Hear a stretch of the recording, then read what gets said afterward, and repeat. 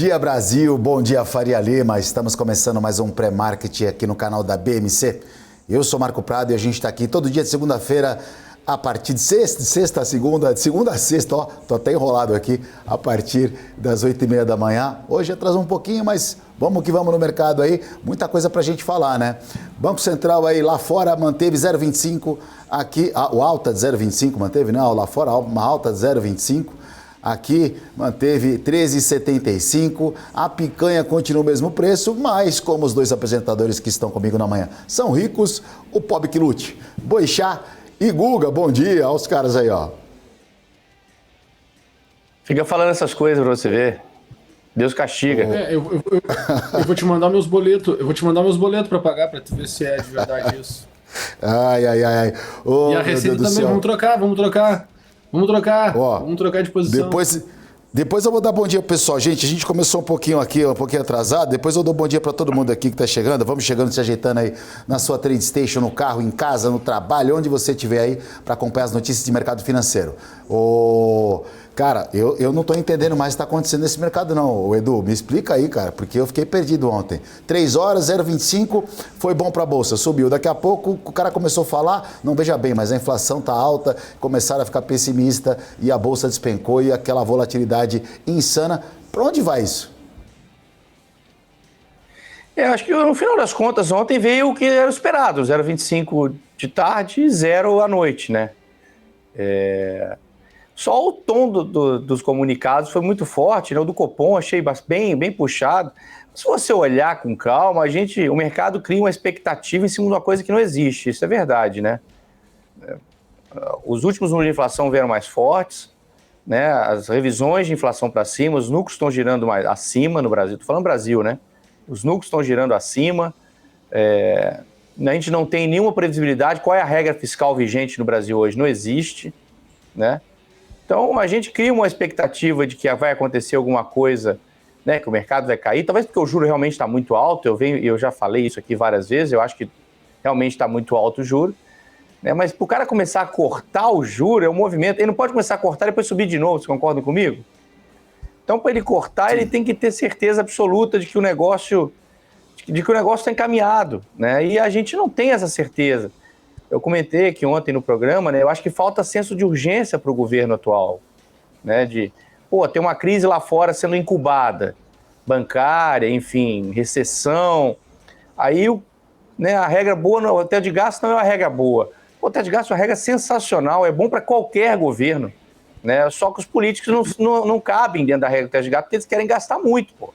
E o problema da regra do teto dos gastos é para os políticos, pô, porque para o sistema ela é ótima, né? Você tem um gasto determinado, aumenta com a inflação, ou seja, todo ano você não vai perder investimento, você aumenta com a inflação, e você só tem que mudar as casinhas, tira desse bolso aqui, bota naquele bolso ali. Eu quero mais educação. Tiro gastos aqui com máquina pública, tá aqui, educação.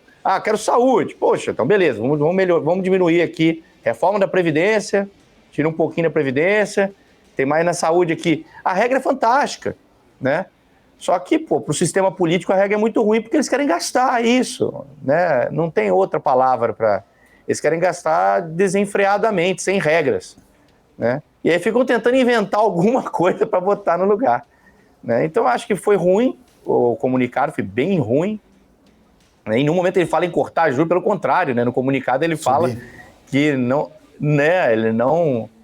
Ele não, né, o Banco Central de jeito nenhum vai abandonar, tá de olho, vigilante para subir juros. Quer dizer, é totalmente ao inverso do que o mercado estava esperando. Acho que provavelmente teremos um dia meio negro hoje aqui, principalmente na curva de juros aí, né? Provavelmente a curva de juros já está embutindo um monte de corte. Eu acho que vai sumir boa parte desse prêmio, enfim, boa parte desses cortes aí vão sumir da curva hoje. É isso aí.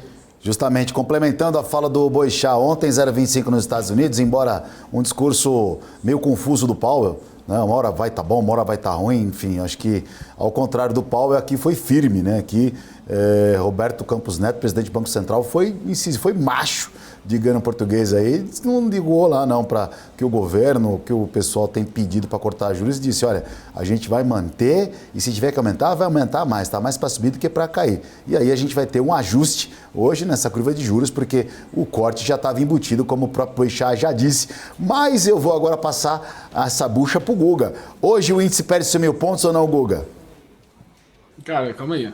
Primeiro eu quero falar também dos juros lá. Depois a gente fala de 100 mil pontos, entendeu? Não, sim, eu quero que você complementa. É o embalo. Eu acho que esse é o assunto mais importante, Marco. Primeiro a gente tem que olhar para isso, né? Vamos lá. Não sinto que o discurso do Powell tenha sido confuso.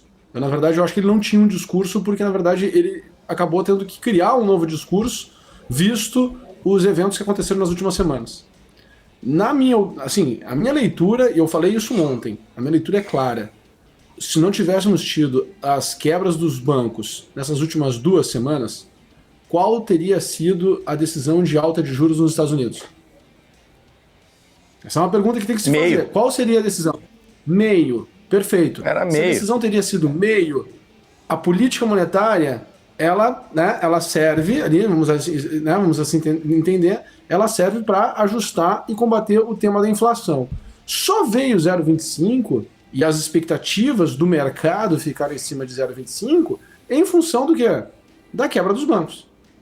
Então, na verdade, tem uma bomba relógio no colo do Powell e, obviamente, que ele tem que conseguir... Cara, não tem mais discurso para se falar. Obviamente que não tem mais discurso para se falar, porque, na verdade, o consenso, a necessidade do mercado é uma, né, para combater a inflação, e aí surgiu nos últimos 15 dias um novo evento que faz o mercado aceitar ser 0,25. É isso que a gente tem que entender. Porque se a gente não entender dessa maneira, a gente vira, né, marionete do mercado de novo, e aí a nossa compreensão em relação aos movimentos do mercado, ela fica errática. Porque aí a gente é impactado pelos viés. Todo mundo fala hoje de viés, né? Todo mundo vende curso agora de PNL, viés, emoção. Cara, a gente tem que tentar tirar os ruídos, já que se fala muito de ruído, né? Tem que tentar tirar o ruído e enxergar mais claro. Então, por exemplo, óbvio que a gente teve intervenções semana passada. Outra coisa que eu venho falando, direto. Tu tem um determinado diagnóstico de mercado, esse diagnóstico mostra que as coisas estão muito ruins, de repente vem ter uma intervenção. Cara, se tu vai pegar todos os grandes movimentos de correções, geralmente acontecem eventos dessas maneiras. Vai vir, não vai vir, são cenas para os próximos capítulos. Mas existem sinais que mostram que precisa dar uma esvaziada ainda no mercado, lá fora principalmente, né, para que a gente possa ter uma reação e quem sabe começar um novo ciclo. Tá? Então, na minha opinião, é isso.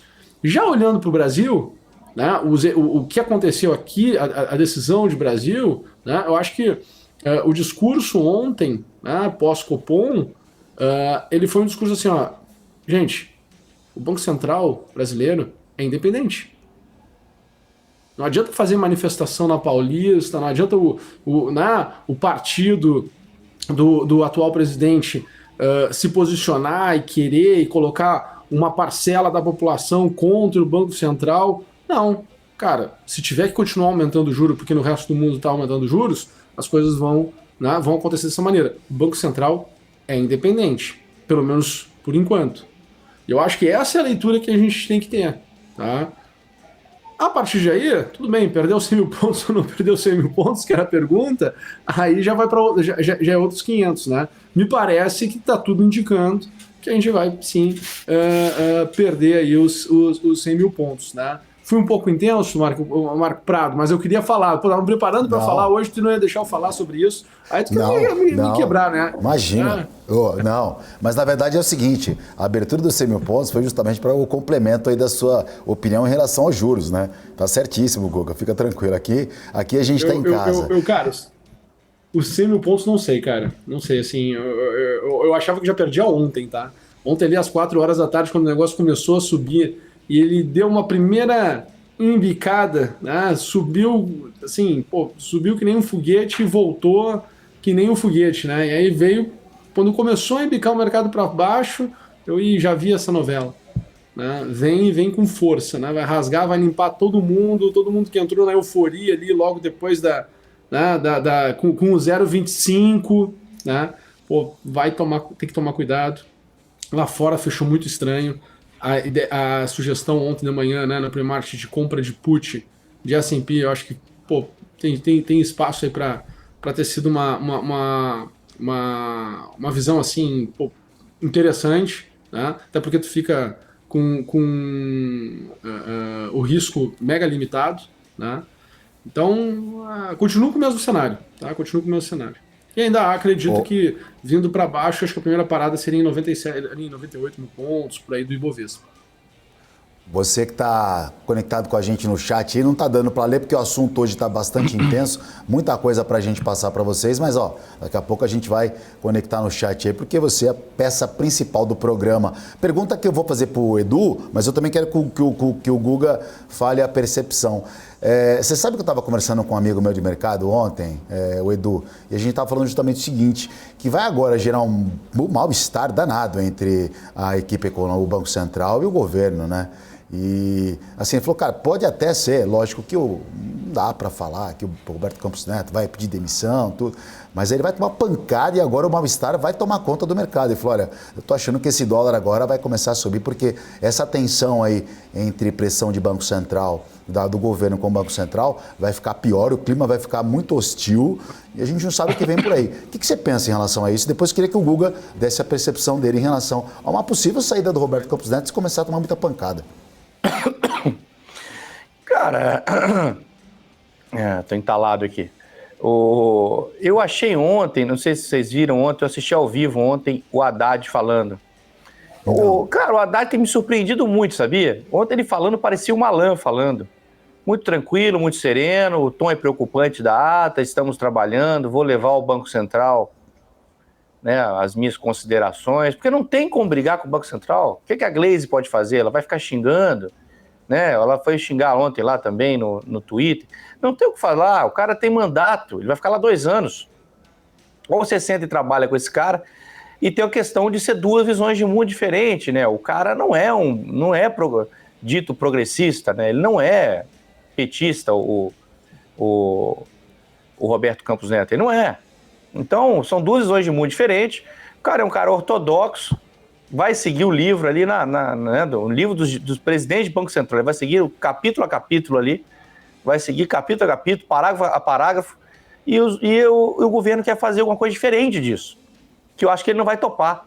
Então, teremos esse confronto aí durante 2 anos, até ele sair e o governo indicar um novo presidente. Então, enquanto o governo atual não entender que existem regras, que o mundo não é poliana, né?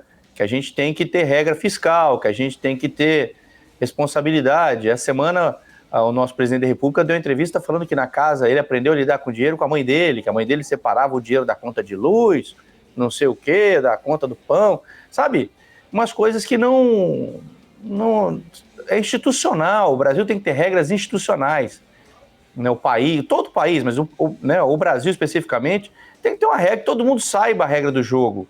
Não é, se não muda o presidente, quem vai ser o próximo presidente? Aí o cara vai ter que fazer as regras dele, né? Aí é a casa da mãe Joana, cada um faz a sua regra, e nós temos que ficar acreditando em la garantia soy yo, né? Então, existem regras a serem cumpridas, as regras que estão aí não são boas, eles não gostam das regras. Qual é a regra nova, né? Então, nos fala qual é a regra nova, bota no Congresso, vota, aprova a regra nova e vamos seguir, mas todo mundo precisa, não é só o mercado financeiro, né? O empresário, para contratar mais gente, precisa saber qual é a regra, né? O cara que vai fazer investimento, o investidor estrangeiro vai trazer dinheiro para o Brasil, qual é a regra no Brasil? A gente tem que ser um país, tem que crescer a maturidade, sabe? Temos que ser responsáveis no trato das coisas assim, sabe? Não pode ser do jeito de qualquer jeito. Eu acho que ontem o Banco Central não esperava a decisão do Banco Central ontem dessa maneira, mas eu acho que ele pontuou isso. Ó, galera, tem que ter regra. Enquanto não tiver regra, a vida vai levando, vocês levam aí, eu levo aqui. É isso, entendeu? Mas o Haddad foi sensacional ontem a entrevista dele. Cara, bem tranquilo, me surpreendendo muito, tá? Eu até parei de chamar ele de ministro filósofo, eu comecei a chamar ele de Haddad, porque porque ele está me surpreendendo muito como ministro da Fazenda, um cara ponderado, um cara tentando, sabe? Ele percebeu o que é ser ministro da Fazenda, ele está fazendo, né? Na minha opinião, ele está fazendo um bom trabalho dentro da proposta do que é o novo governo. Ele está fazendo um bom trabalho. E o mais importante, que eu já falei aqui outras vezes, vou falar de novo, ele já percebeu que se der certo, ele é o próximo presidente da República, né? Se der certo, o Brasil crescer 2%. Pelo jeito, você vota nele, então, hein? Pô, se o cara fizer um governo mais vindo pro centro, vamos dizer assim, né? Se ele largar a esquerda e vier mais pro centro, um cara que está aí, que tem responsabilidade fiscal. Para mim, o que falta no Brasil é claro isso, é tão claro, é tão óbvio, que se as pessoas parassem para pensar 5 minutos, elas iam perceber, né? No Brasil só falta uma coisa: o orçamento caber dentro da Constituição. Só isso. Se acontecer isso, o Brasil explode. Mas existem forças aí de tudo que é jeito que não querem isso, que querem gastar mais. Entendeu? Gastar mais do que cabe na Constituição. E aí tem que aumentar imposto de todo mundo. Quando você aumenta imposto de todo mundo, você diminui a capacidade produtiva da economia. Pô, é óbvio. Entendeu? Não é tão difícil enxergar isso, na minha opinião. Não é difícil, né? Então, quando o cara fala, pô, eu vou respeitar aqui, eu vou criar uma regra e eu vou cumprir essa regra, pô, eu fico felizão, né? Nunca votei no PT, mas, pô, desse jeito quase voto do cara. Beleza. Guga? Concordo com o Edu, né? Acho que o Haddad é a grande, assim, nesses 3 meses, né? Ele é a grande surpresa positiva. E o mercado precisa dessas surpresas positivas, né? Eu acho que a gente botou, né? Todo mundo botou assim, pô, se encostou na parede para poder enxergar, né, o que estava por vir, com as manifestações, com as colocações, desculpa, do atual presidente. E o Haddad está vindo ali fazendo o trabalho dele e traz a esperança ali na frente, né?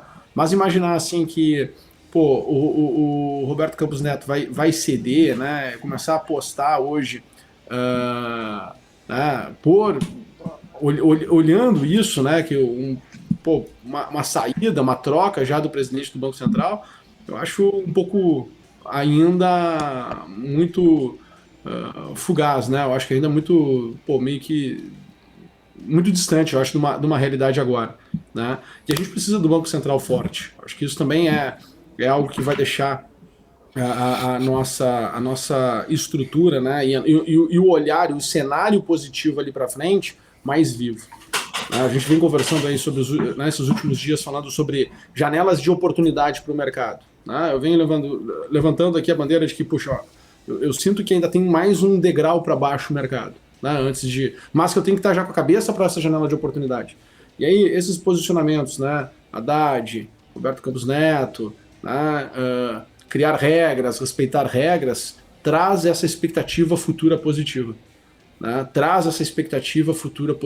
com vontade de poder carregar as posições, né, porque tu começa a ter uma esperança de que, pô, em algum momento, né, essas incertezas de trocas de governo, né, vão começar a ter certezas, e dentro dessas certezas existe uma lógica, uma regra que, pô, permite com que o mercado possa melhorar, possa subir. De novo, olhando para o ângulo bolsa de valores. Estou aqui para falar de bolsa de valores, não estou aqui para falar de renda fixa, outras coisas. Estou aqui para falar sobre momento de mercado e janelas de oportunidade para se investir na bolsa de valores.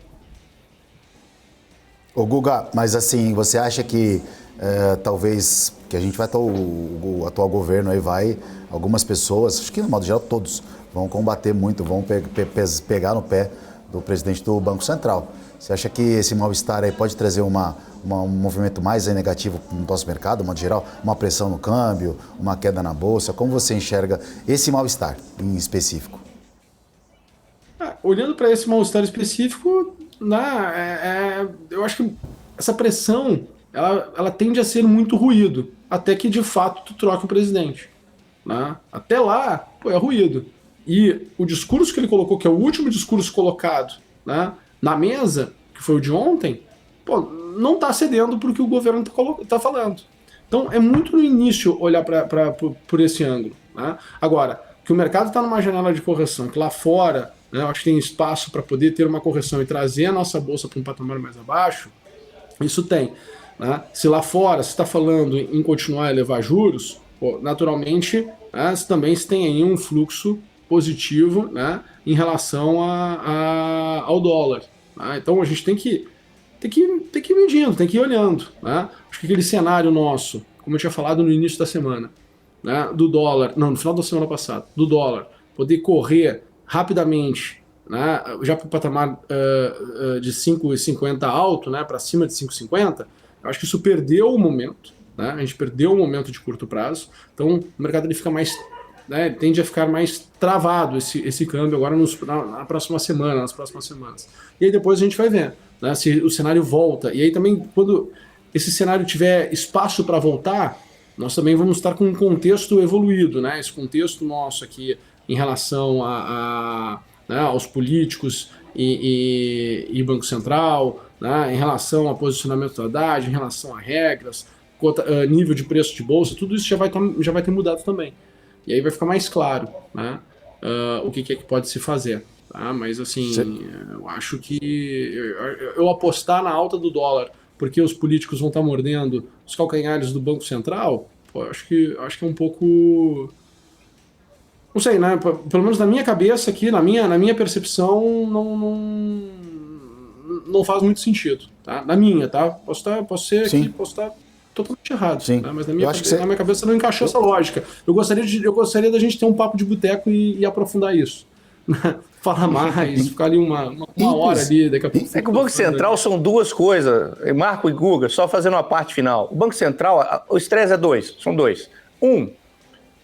O cara, né, ele tem outra visão de mundo, ele é do governo anterior, né? Mas se a economia estivesse bombando, se estivesse crescendo 3% ao ano, 4% ao ano, cara, ninguém ia nem ver esse assunto do Banco Central. O negócio é a economia está travada, né? Então você tem dois tipos de estresse. Né, a economia não andar, e o segundo, aí a economia não andar, de quem é a culpa? Temos que achar culpados, né? O sistema político funciona desse jeito. De quem que é a culpa? A culpa é do malvadão do Banco Central, né? Que não é nosso. A culpa é dele, ele é insensível, sabe? Enfim, temos que buscar narrativas. Então é isso nós vamos viver durante um bom tempo. É assunto que a gente vai ter daqui pra frente bastante coisa para falar. Ó, nosso tempo esgotou aqui, estourou nosso tempo, vou chamar o... Falaria mais 2 horas aqui, mas não dá, infelizmente. Vou chamar o nosso break. Quero desejar antes bom dia para vocês aí, bom pregão. E ó, o dólar já está caindo 0,78%, uma perspectiva de juros mais cara no Brasil. A operação de carry trade acaba favorecendo aí uma entrada de câmbio maior, né? Então, agora no leilão, pessoal, o Guga e o Boixá tá caindo pelo menos 0,78 dólar no leilão, que vai abrir menos de 1 minuto. Meus amigos, bom pregão para vocês, um bom dia, viu? Valeu, galera. Um abraço. Até semana que vem, no meu caso. Falou, fechamos aí, conversamos com Eduardo Boixá e o Guga Almeida e a gente já vai dar uma pausinha, um tempo de um stop, 2 minutinhos e a gente volta com a segunda parte do pré-market, não saia daí.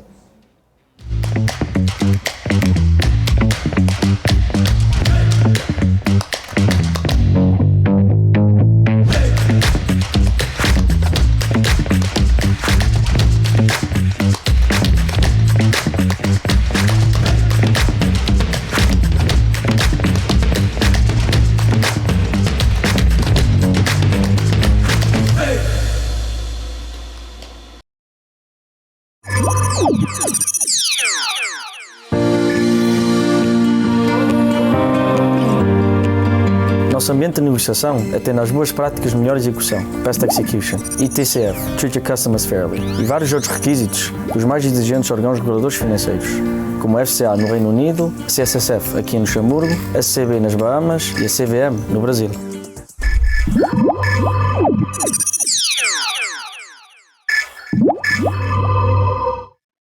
Fala, meu povo, beleza? Estão abertas as inscrições para o meu curso de opções. Você estará ao meu lado durante 6-7 horas ao vivo, aonde você irá aprender desde o básico dos principais conceitos de opções até o modo de você fazer proteção da sua carteira contra incerteza, se vale a pena fazer o tempo todo, se não vale, como essa proteção deve ser feita e também para você especular, tanto na alta como na baixa das ações. Inscreva-se agora e você ainda vai garantir 2 bônus. O primeiro bônus, a carteira recomendada de opções de Marco Saravalli, e o segundo bônus, a carteira de financiamento também de opções com Marco Saravalli. Te espero lá.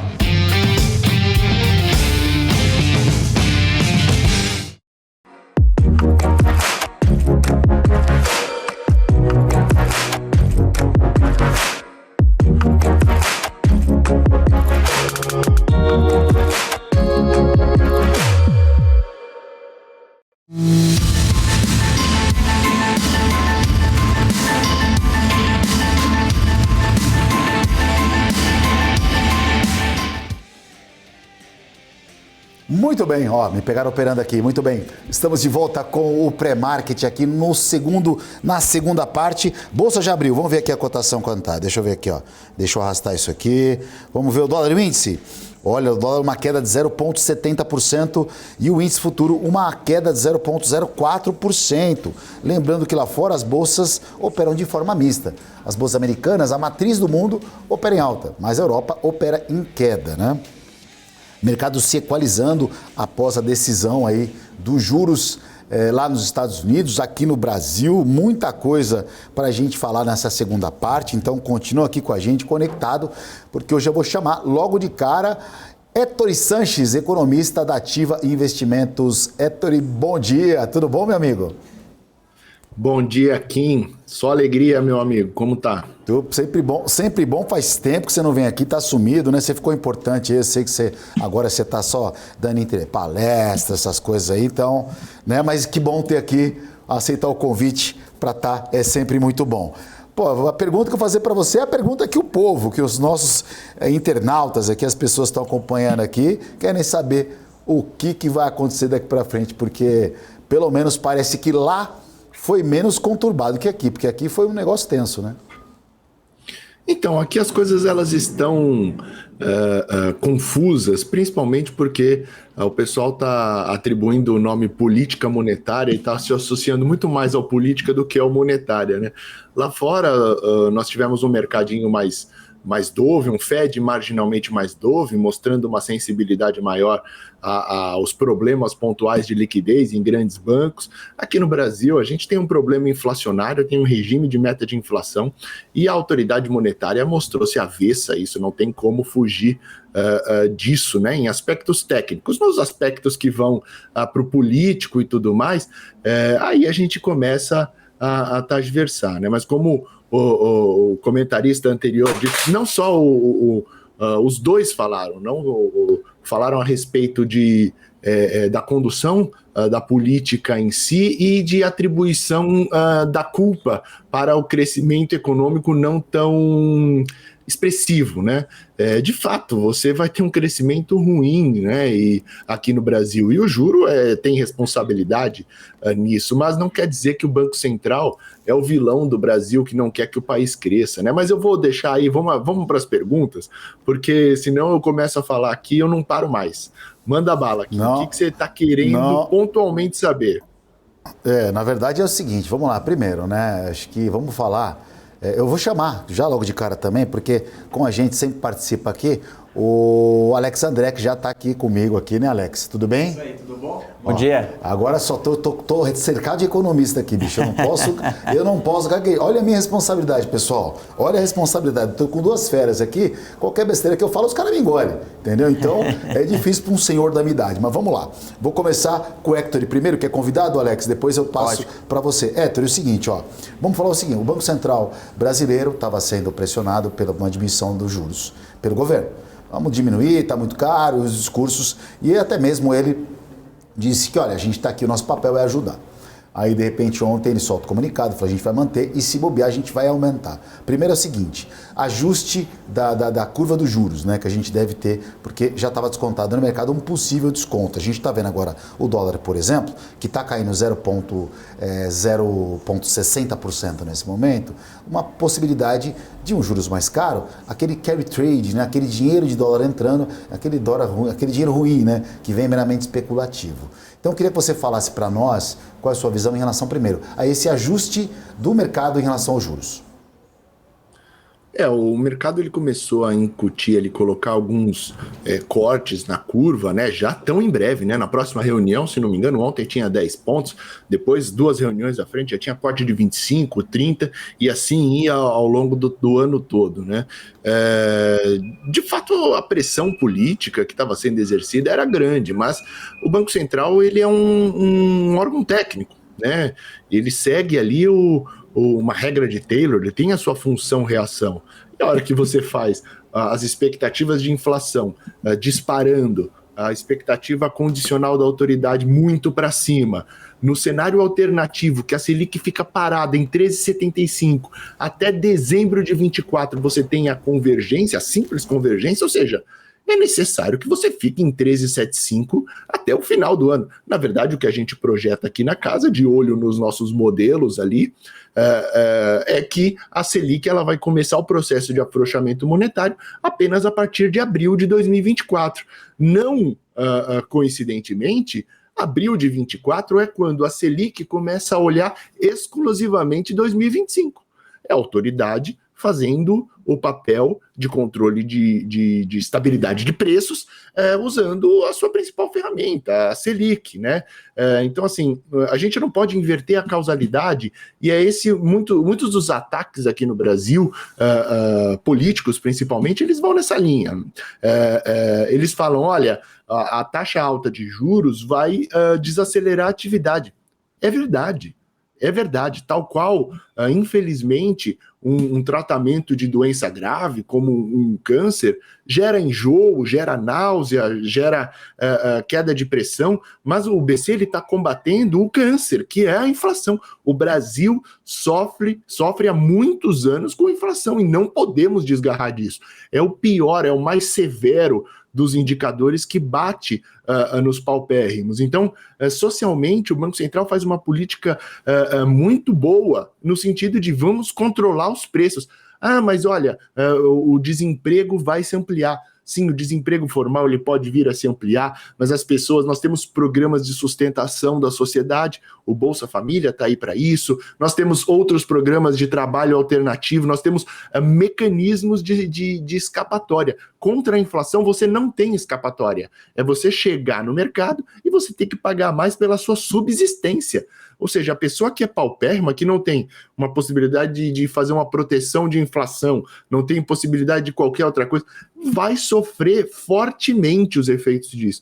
Então, por isso aqui no Brasil é elencado um país com alta inércia, com alta persistência, é elencado como Tier 1, vamos combater a inflação. E o BC falou assim, olha, a minha atribuição é de combate inflacionário, ela não está arrefecendo, aliás, pelo contrário, ela está avançando. Eu vi que o Haddad até se apegou ao fato de que o BC poderia voltar a subir os juros, né?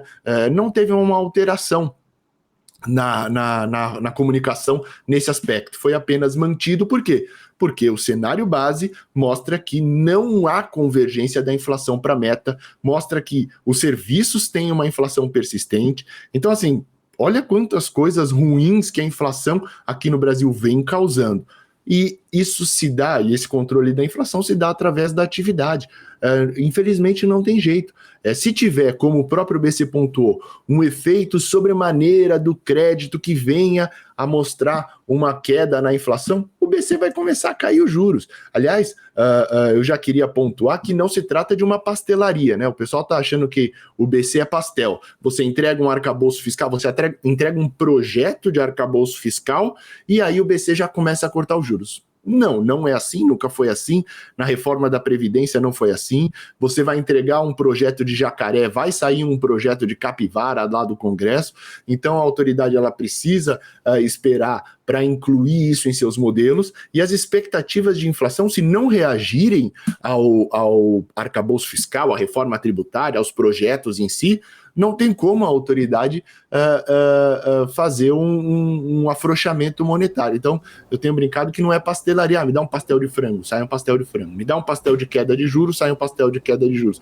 Não se trata disso. você precisa trazer um arcabouço fiscal crível, né? Então, e aí você entra num paradoxo, né? Que se ele for crível, dificilmente vai ser apertado o suficiente para estrangular os gastos do executivo. Se ele estrangular o suficiente, dificilmente ele vai ser crível, porque os dizeres dos políticos, né? E aí você não precisa ser um só, pode ser Rui Costa, Mercadante, Haddad, pode botar todos, né, que estão no executivo hoje, estão falando em expansão fiscal. O que eles querem é que a arrecadação compense esse projeto de expansão, e por isso a arrecadação que é suscetível ali à atividade econômica, por isso que eles estão batendo tanto no juro, além de querer elencar um culpado para o crescimento não tão robusto quanto necessário para azeitar as contas do fiscal.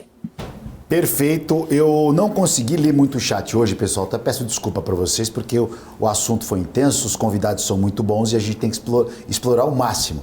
Eu já vou ler a pergunta da André Souza daqui a pouco pro Hector, mas antes eu quero perguntar pro Alex André. Pro Alex, o Hector deu uma aula para nós aqui agora, me complementando a aula, eu queria que você falasse um pouco lá do Powell lá fora. A expectativa era 0,50, o mercado até pensou 0,50, mas ele veio muito em linha 0,25, mas o discurso, para mim, foi um pouco confuso. O que você acha lá fora ali? O que pode acontecer com os juros nos Estados Unidos? E qual a sua percepção de tudo que aconteceu? Legal, ótimo dia, bom dia, Héctor, prazer falar contigo. Em relação ao Fed, acho que o Fed foi dovish, mas o que foi meio dúbio, né, que ficou um pouco na dúvida, foi Yellen, né? Também foi no mercado, ficou meio sem entender nada que dos dois falaram no mesmo momento ali. Mas a minha opinião ali em relação ao Fed, quando eu falo dovish, né, enfim, acho que o mercado esperava lógico, né, a decisão foi ok, né, foi dentro do esperado, mas o comunicado, né, por si só, pelo menos eu observei um pouco mais dovish, tá? Não tão dovish assim, mas eu vi numa leitura dovish. Depois eu queria a opinião do Héctor aqui. Mas puxando para o Brasil, deixa eu só complementar o que o Héctor também falou, se me permitir. Em relação, eu concordo totalmente com o que ele disse, né? Acho que o Brasil realmente está uma aberração nesse sentido, né? Não estou falando do Banco Central, o Banco Central realmente ele precisa de arcabouço, né? Precisa de medidas realmente que de fato tragam aí, né, a trajetória fiscal para um patamar mais confortável para trazer essa leitura, né, de ancoragem expectativa. Mas realmente eu acho que um ponto importante indo para a economia real, a gente consegue observar empresas em cenário muito desafiador agora. Então assim, essa falta de clareza, né, toda essa comunicação, né, que realmente o governo federal quer abrir a torneira do gasto é muito complicado para as companhias, porque o Banco Central não vai agir até de fato termos uma sinalização clara. Então, por exemplo, hoje temos companhias, eu estava até vendo isso, tem companhia hoje, até me surpreendeu, está captando CDI mais 9, empresa grande. Então, assim, olha, será que isso vai sustentar? Será que uma companhia vai parar de pé nesse sentido?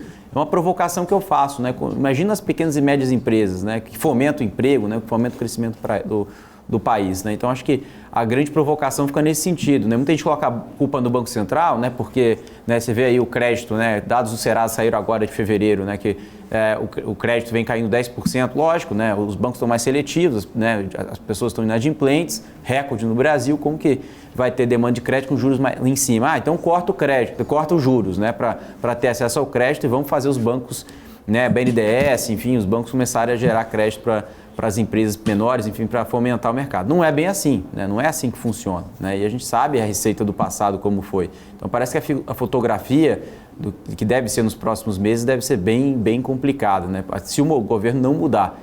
E acho que assim, eu digo mudar o que foi até no passado, né? Está repetindo o passado, né? Muita gente esperava uma leitura um pouco mais moderada do governo, não é o que está sendo, né, o Héctor? Eu falo, Kim, fala aí. Não, por favor, complementa aí. Não, eu só vou concordar.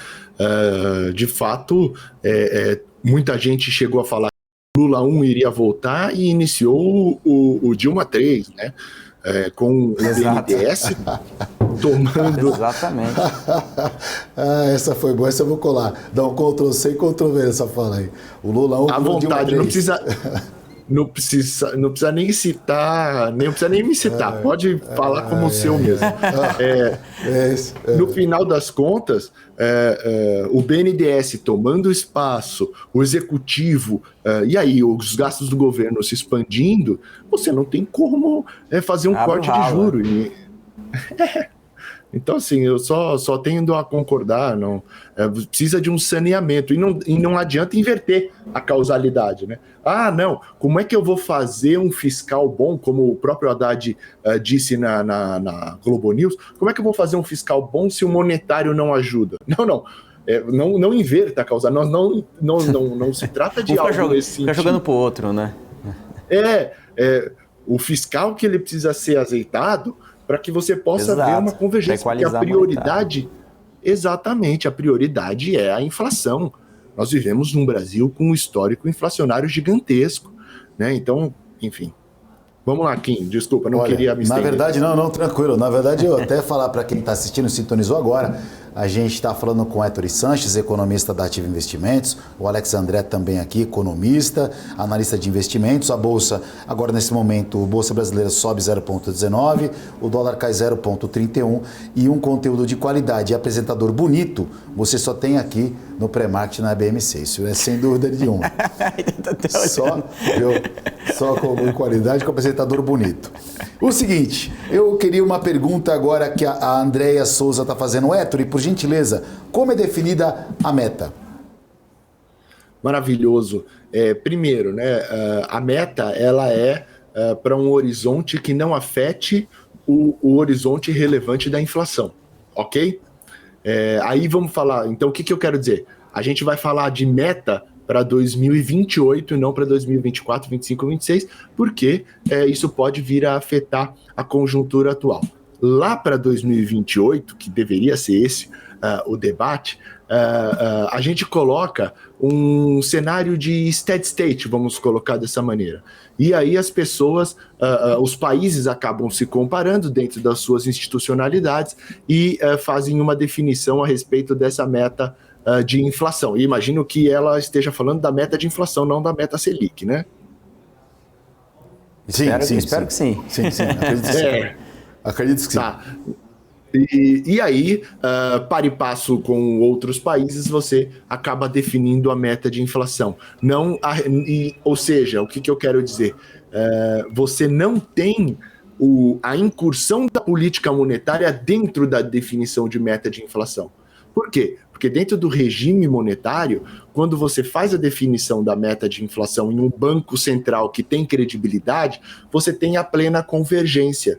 Você só não consegue ter uma diminuição para um patamar relativamente muito baixo exatamente por conta das características idiosincráticas da nação. Por exemplo, o país, que nem o Kim ele chega para negociar o salário dele aí na BMC, ele fala assim, então é o seguinte, meu 1 milhão por mês, mais o IGPM, 1,5 por mês, mais o IGPM, mais um bônus. Vocês repararam que a gente passou pelo IGPM sem nem conversar? Vocês olharam para o 1,5 milhão, olharam para o bônus, mas falaram, o IGPM é o normal. Isso é o grau de indexação da economia brasileira. A gente sempre carrega a inflação para cima de salário, para cima de outras coisas, para cima de aluguel. Então, assim, isso acaba gerando o Brasil institucionalmente num patamar mais elevado. Agora, a fórmula em si, André, eu não consigo te trazer A mais B mais C, algo estritamente matemático. Por isso que o debate para a meta de inflação de 2028, se vai ser 8, vai ser 25, não vai fazer diferença porque a gente vai olhar para o juro real. Se o Banco Central é crível, e aí que está o problema, a inflação vai convergir para a meta. Se ela for mais alta, o desvio inflacionário vai ter que ser o mesmo. Se ela for mais baixo, o desvio inflacionário vai ter que ser o mesmo. Só que aí a gente começa a bater em questões idiosincráticas, mas o juro, efetivamente, não virá a ser afetado, o juro real. O que vai ser afetado é o juro nominal. Não, tem que ser maior a meta de inflação. Legal, vou pegar meu juro real e somar uma meta maior. E é simples, assim, não chega a afetar a condução da política monetária. Alex?